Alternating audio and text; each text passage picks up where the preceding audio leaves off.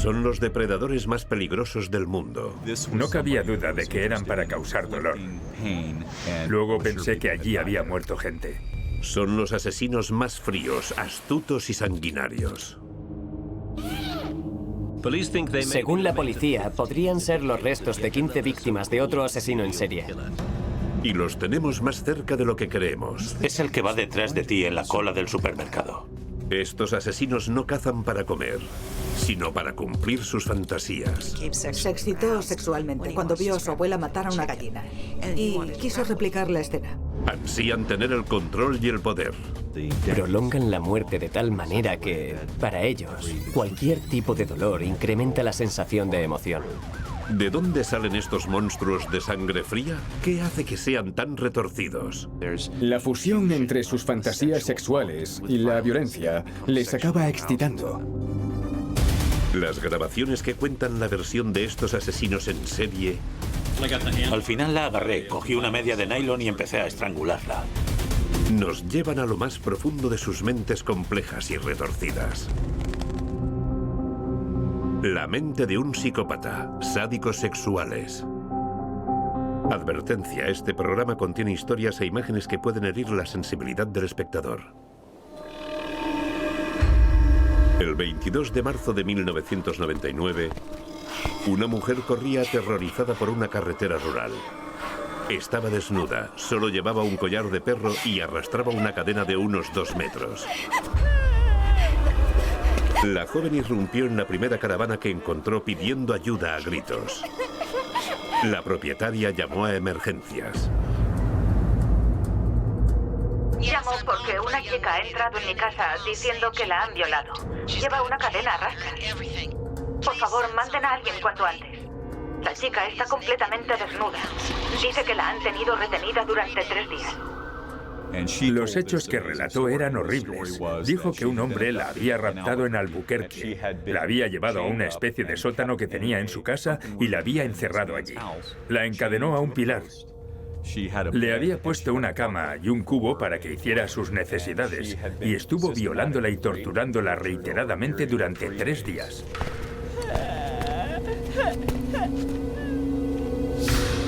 La mujer se llamaba Cynthia Vigil. Era obvio que había visto al diablo con sus propios ojos. Cynthia llevó a la policía a la casa de David Parker Ray. Lo que encontraron allí pasó a ser el escenario de algunos de los crímenes más escalofriantes de la historia. Cuando la policía llegó a la casa para investigar, se dio cuenta de que todo cuadraba con la versión de los hechos que Cynthia Vigil había descrito. Encontraron una habitación desordenada con claros signos de forcejeo. Rich Leiviser fue el agente de la Policía Estatal de Nuevo México a cargo del caso.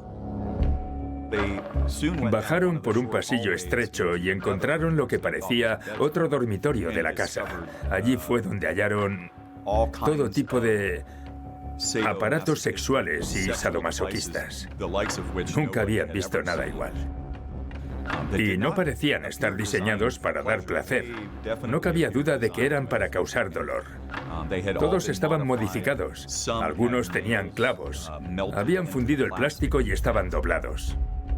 A continuación inspeccionaron un tráiler que había junto a la casa. Ninguno de los policías estaba preparado para ver lo que vio allí. Cuando entramos al tráiler, lo primero que vimos fue lo que había justo en el centro, una silla de reconocimiento ginecológico. Recuerdo que era negra.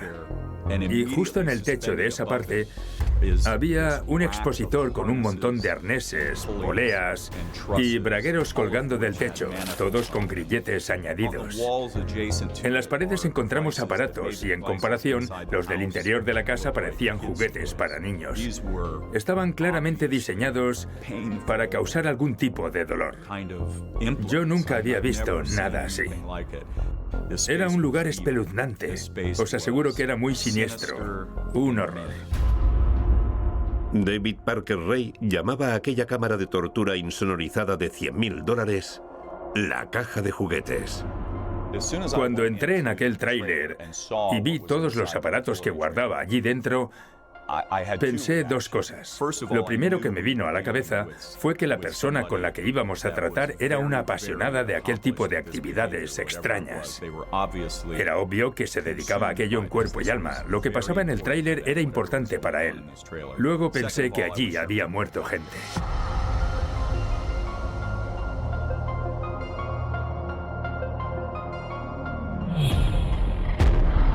David Parker Ray era un asesino en serie. Formaba parte del grupo de delincuentes más inhumano. Es un asesino en serie sádico-sexual psicopático. Los doctores Michael Stone y Gary Burcato son expertos en crímenes violentos y estudian a los asesinos en serie sexuales. Escribieron el libro El Nuevo Mal, entendiendo el surgimiento del crimen violento moderno. David Parker Ray era el típico hombre encantador que frecuentaba los bares y aprovechaba para atraer a las prostitutas y a otras mujeres que estuvieran dispuestas a tomarse una copa con él. Se las llevaba a su casa para terminar en la infame caja de juguetes, un tráiler que había convertido en una cámara de tortura. Cynthia Vigil era una prostituta heroinómana de 21 años. Ray sabía que su desaparición no levantaría sospechas y que podría tomarse su tiempo con ella. Así que la torturó de una forma indescriptible. Encontramos una lista junto al resto de aparatos. Estaba colgada en la pared. Hablaba de cómo hay que tratar a las víctimas de secuestro. Tenía casillas. Era como un manual de instrucciones. Enseñaba qué había que hacer para torturar a esa mujer secuestrada. Antes de empezar a torturar a la mujer, era probable que la drogara, que la encadenara o que la atara para que estuviera en alto. A continuación, la obligaba a escuchar una cinta. Era extremadamente larga. En ella él mismo describía con todo tipo de detalles todo lo que iba a hacerle y a lo que la iba a someter. El agente Vernon Geberth es un inspector de homicidios muy reputado. Entrena al resto de policías para que aprendan a tratar a los asesinos más peligrosos. Analiza la cinta introductoria de Ray en la mayoría de los seminarios que da a sus compañeros. Yo diría que es una de las cintas más horribles que he escuchado en mi vida. Y eso que algunas eran terribles. He escuchado cómo torturaban a gente, torturas sexuales, pero esta es mucho peor, porque en este caso se escucha la voz monótona de un psicópata contando con todo detalle lo que tiene planeado hacer con la mujer. Es espantoso. Les cuenta a las víctimas todo lo que tiene planeado. Voy a poneros un trozo. Hola, zorra.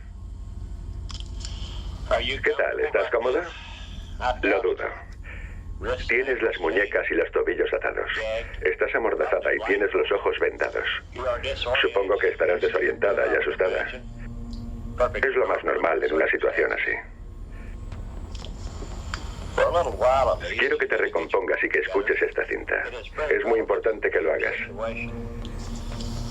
Voy a decirte con todo detalle por qué te he secuestrado, lo que pasará después y durante cuánto tiempo vas a estar aquí. Es aterradora. ¿Habéis oído eso? Grabó la cinta el 23 de julio del año 1993. No quiero ni imaginarme la de mujeres que la escucharon antes de que las torturaran o las mataran. Es inhumano. Ray grabó la cinta para crear un ambiente lo más aterrador posible. Despojaba a las víctimas de la sensación de poder. Les arrebataba su identidad y cualquier expectativa. Era un elemento clave para satisfacer su parte sádica sexual. Es otro ejemplo de su comportamiento meticuloso. Ray preparó esa especie de bienvenida amenazante para manipular a las víctimas y que psicológicamente estuvieran aterradas. Era su forma de tomar el mando. Además, creo que David disfrutaba al ver a otras personas sufrir, tanto por miedo como por dolor. Un rasgo importante de los hombres sádicos que asesinan en serie y agreden sexualmente es que les resulta muy placentero el causar un dolor intenso y humillar a otros seres humanos. A veces, la propia tortura se convierte en la parte más importante. Prolongan la muerte de tal manera que para ellos, cualquier tipo de dolor incrementa la sensación de emoción. David Parker Ray no quería matarlas, quería hacerles daño. Le gustaba ver que sufrían y que lo que hacía les dolía. Le parecía excitante. David Parker Ray revela el motivo de lo que hace en la cinta. Personalmente, las mujeres no me excitan si no les hago daño al tocarlas. Por eso me gusta secuestrar y violar. Porque así puedo someteros al grado de dolor que yo quiero. Yo creo que esto lo resume bien. Quiere que tengan miedo, que se desmoronen psicológicamente. Quiere que sean obedientes. Es lo que dice en la cinta. El mensaje que les transmite es que quiere que sean sumisas y que se porten bien. Si le siguen la corriente, es probable que al final las libere. Les da algo a lo que aferrarse. Las víctimas tienen la esperanza de poder salir vivas de ahí, pero saben que les dolerá. Prolongar la tortura es fundamental para Ray. Sabía perfectamente cómo tenía que actuar cuando veía que la víctima estaba a punto de morir. Las salvaba utilizando técnicas médicas para que no murieran mientras las torturaba. No obstante, sé que muchas de ellas hubieran preferido morir. Creo que ya te he contado todo lo que sé. Yo no predigo el futuro. No sé si habrá algún cambio de última hora, pero voy a darte un consejo. Si eres lista, sobrevivirás. No grites ni hables sin que yo te dé permiso. Cállate. Sé dócil y obediente. Pase lo que pase, muéstrame respeto. Que tengas un buen día. Los crímenes de David Parker Ray se remontan a más de 40 años. Se cree que ha torturado y matado a más de 50 víctimas. Como investigador, yo diría que es un depredador humano. Clínicamente diría que es un sádico sexual psicopático, pero a nivel espiritual yo digo que es el mismísimo demonio. Es como un fantasma que no busca ni fama, ni gloria, ni reconocimiento. Pasa entre la gente sin llamar la atención. El tipo de asesino en serie más aterrador es el de los sádicos sexuales psicopáticos. A ellos no les basta con asesinar. Son monstruos adictos a violar y torturar antes de matar. Y el origen de su maldad es que son psicópatas. Así diagnostican al 95% de los asesinos en serie.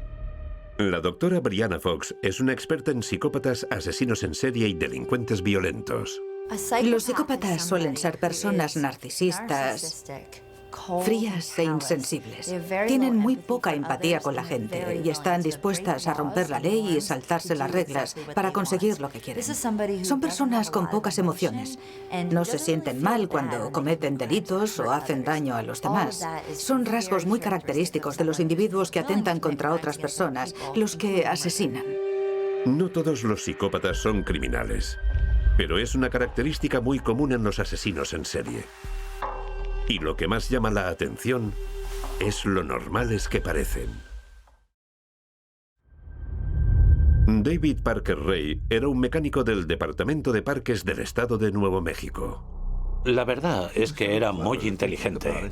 Era un trabajador del Estado. Creo que en el 95 le dieron el premio a Empleado del Año. Increíble. Nadie sabía qué hacía cuando estaba solo. Confiaban en él, así que no le supervisaban. Era un hombre que siempre actuaba y trabajaba por su cuenta. A los ojos de la gente, todo iba bien.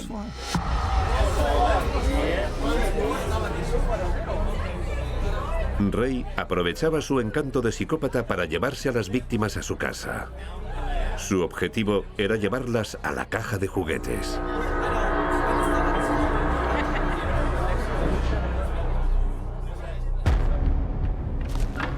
Una de sus artimañas favoritas era la de hacerse pasar por policía. Los agentes encontraron material, placas y uniformes auténticos en su casa. Cynthia Vigil, la joven que logró escapar, fue atraída por aquel mismo engaño. Una mañana iba a entrar a un restaurante y apareció un chico. Se puso a hablarme. Me estaba llamando. Parecía policía, así que fui a hablar con él. Me dijo que estaba detenida. Y me puso las esposas. Me metió en su camioneta y me llevó a Elephant Butte. Y luego me hizo cosas horribles. Vigil fue otra de las esclavas sexuales de David Parker Ray. Se convirtió en su amo. Pero lo peor era que Ray tenía una cómplice. En la sala de juegos había alguien más, una ama. La Policía Estatal de Nuevo México inspeccionó la casa de David Parker Ray, un asesino en serie sádico de 59 años. Encontraron un tráiler insonorizado convertido en una cámara de tortura. Dentro tenía artilugios y herramientas que utilizaba para cometer crímenes atroces. Eran la prueba de que Ray era en realidad un asesino en serie sádico, sexual y psicopático. Pero para sus vecinos y compañeros de trabajo era un hombre simpático y de lo más normal. Cuando hablabas con David, daba la impresión de que era un hombre inteligente, elocuente y con un humor algo sarcástico. Nadie se hacía una idea de cómo era de verdad. No parecía que fuera una persona malvada o capaz de comportarse de aquella manera tan cruel. Se le daba muy bien ocultar esa faceta suya a la gente de su entorno. Pero el encanto de Ray no era lo único que atraía a sus víctimas. Los agentes descubrieron que convenció a cómplices para que le ayudaran a llevar a cabo aquellos actos descabellados. Uno de ellos fue su propia hija, Jessie Ray. Además, tenía una hija. Solía ayudarle a llevar a las mujeres a la caja de juguetes. Una vez en un bar, la joven golpeó a una de ellas en la cabeza con un botellín. La habían drogado. Después, se la llevaron a casa para torturarla. Ray vivía con una mujer que era amiga suya. Fue su cómplice durante varios años. Se llamaba Cindy Hendy. Él era el amo del calabozo y ella la ama. Para sorpresa de todos, Cindy y Jessie atrajeron a muchas de las víctimas. Además, Cindy también participaba en la tortura de muchas de aquellas jóvenes. Incorporó una cómplice femenina y eso es algo muy poco común. Los asesinos en serie no suelen tener una cómplice mujer que también participe en la agresión sexual a la víctima. Dijo que durante todo aquel tiempo le había ayudado a entregar 18 paquetes, es decir, víctimas. Pero no eran las únicas. Ray también convenció a Roy Yancey, un amigo de Jessie, para que participara. Hizo que el joven asesinara a una de sus mujeres torturadas, Marie Parker. Luego abandonaron su cuerpo en un desierto a las afueras de Truth or Consequences. Al parecer, David tenía una gran habilidad para manipular a la gente. De hecho, se juntaba con personas a las que era fácil controlar, a las que no le costaba manipular. Era importante que fueran mucho menos inteligentes que él. En cierto modo, les lavaba el cerebro. Les daba todo aquello que les faltaba. Hacía que se sintieran bien con ellos mismos. Les llenaba el vacío que había en sus vidas. No sé si lo hicieron por mera gratitud o por el simple hecho de que la relación con él era importante para ellos, pero logró convencerlos para que hicieran lo que a él le apeteció. Cynthia Vigil escapó y descubrieron la caja de juguetes. Así que David Parker Ray y Cindy Hendy fueron detenidos. Ray declaró que solo intentaba ayudar a Vigil a que dejara las drogas y que el sexo había sido consentido. Aquella fue la versión de David. Dijo que todo el sexo que tuvieron durante aquellos días fue consentido. Era una prostituta, así que declaró que le había pagado. Es la versión que quiso dar y se contó todo con mucha seguridad. Mantuvo su teoría. Mientras tanto, la Policía Estatal y el FBI crearon un equipo de investigación en Truth or Consequences, Nuevo México. Estaban convencidos de que había más víctimas. Nuestro objetivo principal era llegar a relacionar al sospechoso, a David, con personas desaparecidas. Si demostrábamos que había estado en el momento y en el lugar exactos en los que se había denunciado una desaparición, podríamos relacionar los casos y tendríamos más pistas, obtener pruebas concluyentes. Gracias a aquella investigación, descubrimos que David Parker Ray pudo estar implicado en el 90 o 95% de los casos de desaparición que fueron denunciados o que no constaban. Sabíamos que había estado en el mismo sitio y en el mismo lugar. Pero las víctimas de Ray eran difíciles de localizar. Solían ser prostitutas o jóvenes que se habían fugado y que nadie echaba en falta. Cuando ya las había torturado y matado, se deshacía de los cuerpos en el desierto de Nuevo México o en el lago Elephant Butte que había cerca de su casa. A pesar de tener el mapa del tesoro de Ray, la policía no pudo encontrar los cuerpos de más víctimas. Lo que tenemos enfrente es el embalse de Elephant Butte y abarca casi 68 kilómetros de largo. Cuando encontramos el mapa había varios lugares marcados. Uno era aquello de allí, lo llamamos Kettle Top. Es la meseta enorme que se ve desde aquí. Otra de las marcas estaba allí, en la isla Rattlesnake. Recuerdo que había otra marca en esta parte del lago, la que se extiende hasta el propio lago Elephant Butte. Los buzos buscaron por todas partes, pero os podéis hacer una idea de lo complicado que fue. Aunque se haga en condiciones óptimas, buscar algo que lleva tiempo bajo el agua se hace muy difícil. David Parker Ray actuó durante décadas sin ser descubierto. No se sabe a cuántas víctimas asesinó. Se le daba bien ocultar los crímenes y la policía no imaginaba que había un asesino en serie suelto en las calles. Pero no todos los psicópatas sexuales sádicos deciden actuar en la sombra. Algunos anhelan ser el centro de atención, como ATM, al que se le conocía por atar, torturar y matar.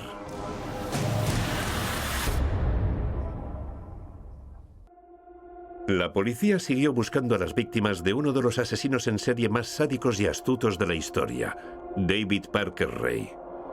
Encontraron pistas sobre unas 95 víctimas que el prolífico asesino podía haber secuestrado. Ray actuó sin darse a conocer durante más de 40 años. Mientras tanto, recibió el protagonismo un asesino en serie sádico diferente, uno que ansiaba ser el centro de atención. Ocurrió el 15 de enero del año 74. Era una mañana tranquila en un barrio de Wichita. Un hombre armado cortó la línea telefónica de una casa y entró en ella. Joseph Otero, su mujer Julie, su hijo de 9 años Joseph II y su hija de 11 Josephine esperaban que el intruso solo quisiera robarles. Los Otero fueron atados y estrangulados hasta morir. Había signos claros de agresión sexual y tortura. La niña apareció colgada de una cañería en el sótano. El asesino estuvo masturbándose sobre su cuerpo sin vida. No se halló ninguna prueba concluyente, así que el caso se apartó. Al tiempo, en octubre, se detuvo a 3 sospechosos de haber cometido el crimen. Fue entonces cuando llegó una carta escalofriante al periódico Wichita Eagle. En la carta ponía: los 3 tíos a los que habéis detenido quieren hacerse famosos a costa del asesinato de los Otero. No tienen ni idea. Aquello fue cosa mía y nadie me ayudó. Que quede claro. El asesino era él. No quería que le desacreditaran. Así que mandó una carta a la prensa. Dijo que no había sido ninguno de los 3 detenidos, sino él. Y que si alguno de aquellos hombres hubiera estado en el escenario del crimen, sabría dónde y cómo estaban puestos cada uno de los cuerpos. Para firmar la carta escribió "el verdadero culpable" y añadió una postdata. Concluye la carta dejando claro que va a seguir matando y que quiere que todos le llamen ATM, por atar, torturar y matar. Dijo que a partir de aquel momento quería que le llamaran así. El verdadero nombre del asesino era Dennis Rader. Iba a misa y llevaba una vida familiar. Su comunidad le respetaba mucho. Asesinó de forma violenta a unas 10 personas. Tardaron más de 30 años en identificarlo. Al igual que David Parker Ray, era un asesino en serie sádico, sexual y psicopático. Pero Dennis actuaba siguiendo otras motivaciones. David Parker Ray se esforzaba mucho para que no le pillaran, pero Dennis Rader buscaba la fama.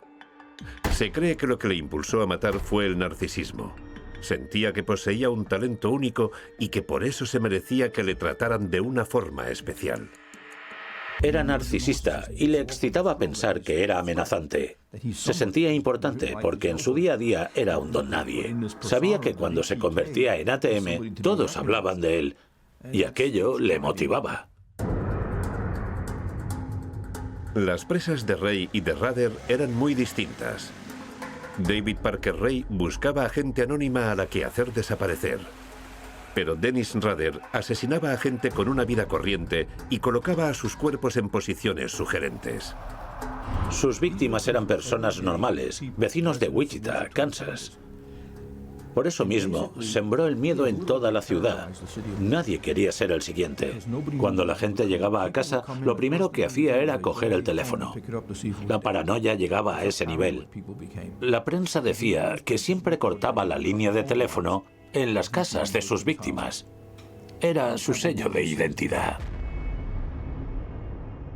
3 asesinatos después, Rader mandó otra carta en la que preguntaba: ¿a cuánta gente tengo que matar para salir en el periódico y que me prestéis atención? David Parker Ray y Dennis Rader eran 2 sádicos sexuales diferentes, pero ambos eran psicópatas y asesinos.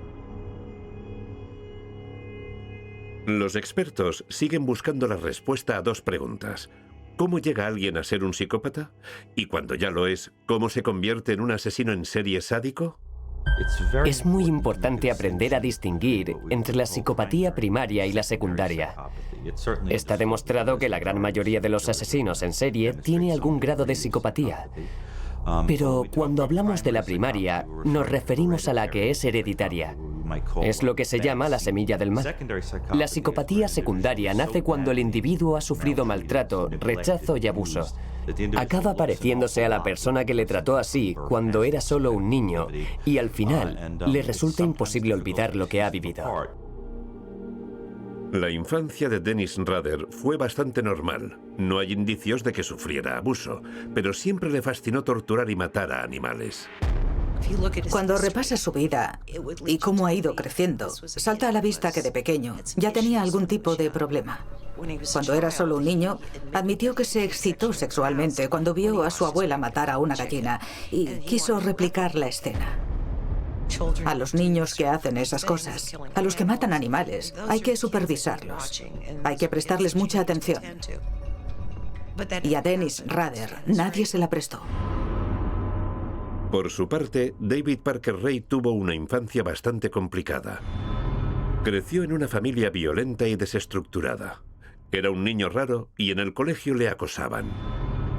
Durante la adolescencia se le despertó el interés por las drogas, la pornografía, el sadomasoquismo y los asesinatos.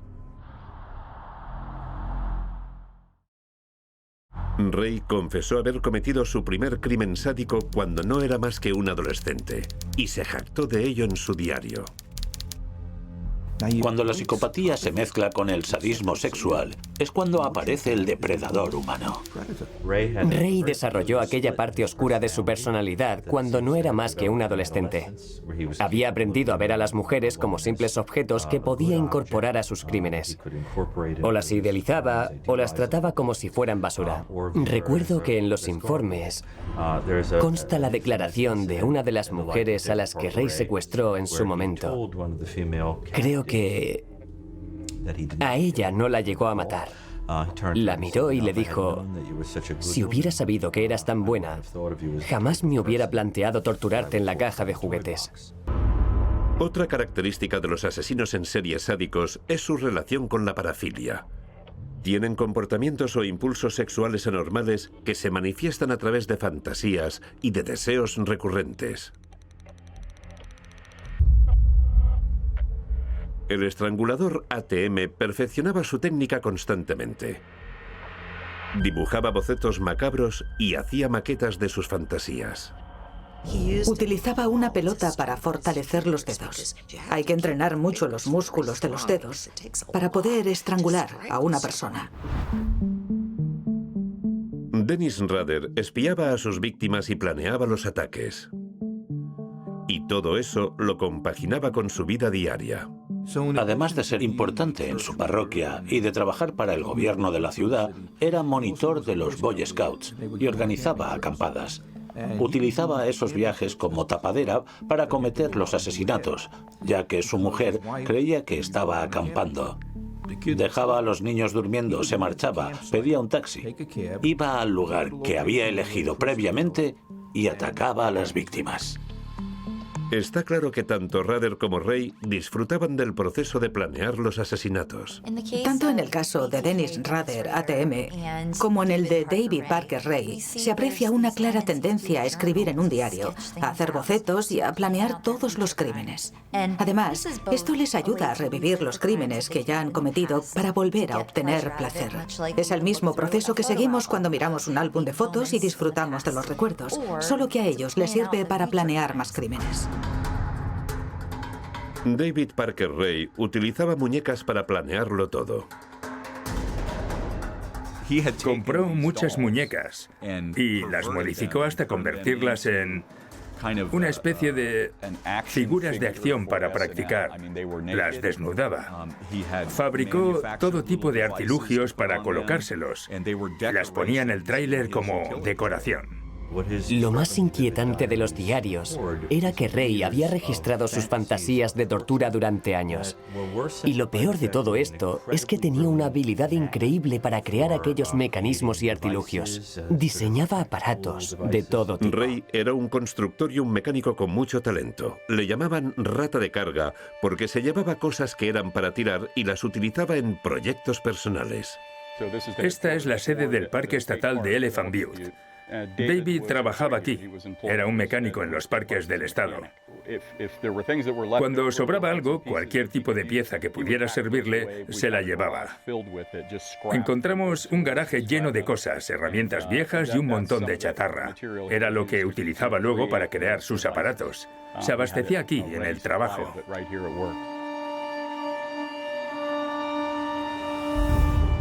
Rader y Ray asesinaron y torturaron durante décadas.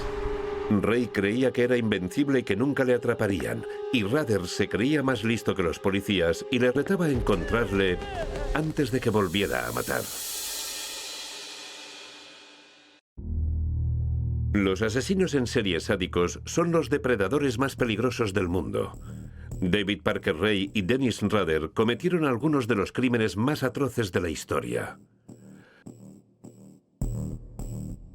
Pasaron varias décadas cometiendo crímenes macabros. Los asesinatos eran parecidos, pero utilizaban métodos muy diferentes. Los crímenes suelen empeorar con el paso del tiempo, ya que los asesinos se habitúan y necesitan intensificar los actos sádicos para llegar al grado de emoción que ansían. A veces, los criminales sádicos sexuales empiezan directamente siendo asesinos en serie. En esos casos, el grado de gravedad de sus crímenes va subiendo poco a poco. Además, es bastante común que guarden trofeos de todos sus ataques. Les ayuda a revivir las fantasías, a mantener la sensación de subidón que les dieron y, sobre todo, a planear el próximo crimen. Dennis Rader hacía algo poco común en los asesinos en serie. Era capaz de dejar de matar durante largos periodos de tiempo. En el año 74 mató a 5 personas. En el 77 a 2. Pero en el 85, en el 86 y en el 91 mató a 1 persona por año. En el año 88 escribió una supuesta última carta a la prensa. El capitán Vernon Hebert trabajó como consultor tanto en el caso de Ray como en el de ATM. Estuvo un tiempo inactivo. Entre los años 1988 y 2004, no dio señales de vida, no sabíamos nada. Según mi experiencia, cuando eso ocurre es porque el asesino está en la cárcel o ha muerto. Pero no fue así. ATM cambió la historia, rompió todas las reglas. ¿Qué hizo para poder contenerse durante tantos años?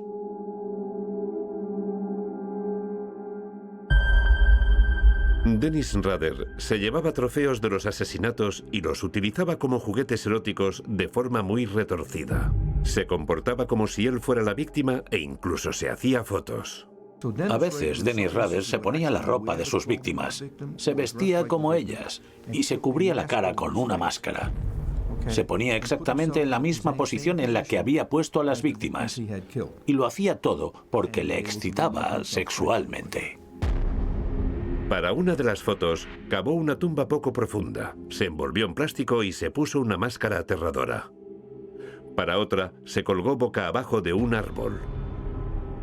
Lo hacía para mantener vivo el recuerdo de los asesinatos, le hacía revivir sus fantasías. Así era como lograba dejar de matar. En el 2004, el caso estaba estancado. Habían asumido que ATM estaba en la cárcel o muerto. En el año 2004 nos anunció que estaba de vuelta. ¿Sabéis por qué quiso anunciarlo? Porque el Wichita Eagle le había dedicado la portada. Habían pasado 30 años desde el primero de sus asesinatos. Y aquello le animó a volver a atacar. Lo despertó.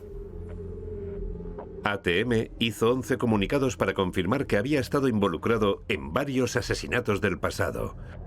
Mandó fotos y los carnés de conducir y de identidad de las víctimas como prueba. Escribió una carta escalofriante para confesar sus intenciones. Esta carta era mucho más fuerte. Daba miedo, ya que la terminaba con una amenaza. Le he echado el ojo a una niña mimada. Aún tengo que pensar en los detalles, pero el invierno me parece una buena época para atacar. Alertó a las autoridades de lo que iba a hacer, proporcionó el perfil de la futura víctima y armó el revuelo que quería. Puso a la policía bajo mucha presión. 30 años después de la primera aparición de ATM, el miedo que había invadido la ciudad de Wichita volvió a hacer acto de presencia. David Parker Ray, el asesino de la caja de juguetes, y Dennis Rader, el estrangulador ATM, son dos de los asesinos más crueles de la historia de la criminología. Ambos pasaron décadas sin ser descubiertos. Cynthia Vigil Ray logró escapar tras 3 días de tortura. David estaba fuera, así que aprovechó para atacar a Cindy Hendy y huir. Las atrocidades de Ray llegaron a su fin. La policía encontró pruebas incriminatorias en el escenario del crimen, pero las pocas mujeres que habían sobrevivido estaban drogadas o en mal estado mental, así que sus testimonios no fueron válidos. Los agentes buscaban pruebas que demostraran los asesinatos. Inspeccionaron el desierto y el lago en busca de cadáveres, pero no encontraron nada. Durante el primer juicio, el juez se opuso a que reprodujeran la cinta introductoria de Ray. Además, el jurado no llegó a un acuerdo.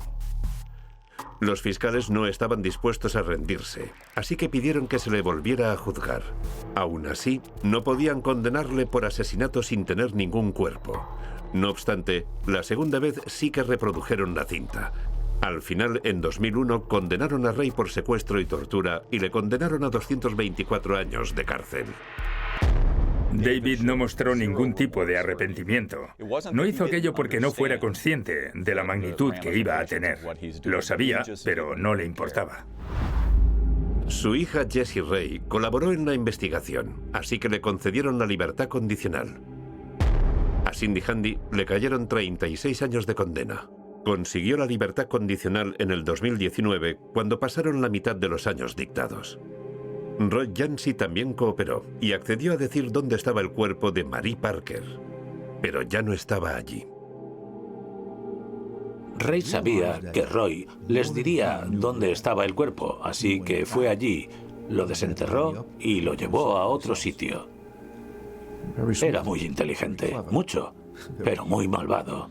Cuando Roy Yancey fue detenido y confesó lo que había hecho, llevó a la policía hasta allí, era donde lo había enterrado, pero no lograron encontrar nada. Roy Yancey fue condenado a 22 años por el asesinato de Mari Parker. David Parker Ray entró en la cárcel, pero murió solo 8 meses después de un ataque al corazón. Murió 8 meses después de que le condenaran en la cárcel de Jobs, Nuevo México. Fue algo Muy frustrante, sobre todo porque nos quitó todas las esperanzas. Al morir nos hizo perder la oportunidad de hacer justicia y ayudar a las familias de todas sus víctimas de algún modo. Queríamos que supieran la verdad. Esa gente sigue con la casa llena de fotos de sus hijas. Siguen pensando en ellas.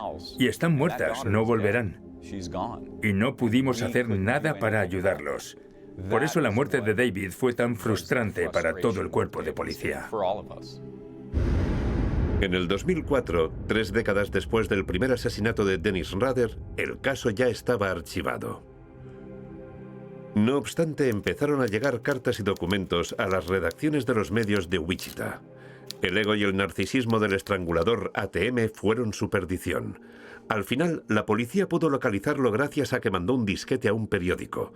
Los agentes rastrearon el envío y descubrieron que lo habían mandado desde la Iglesia Luterana de Cristo de Wichita. Fue entonces cuando identificaron a Dennis Rader, el presidente del Consejo de la Congregación. Por fin tenían a ATM.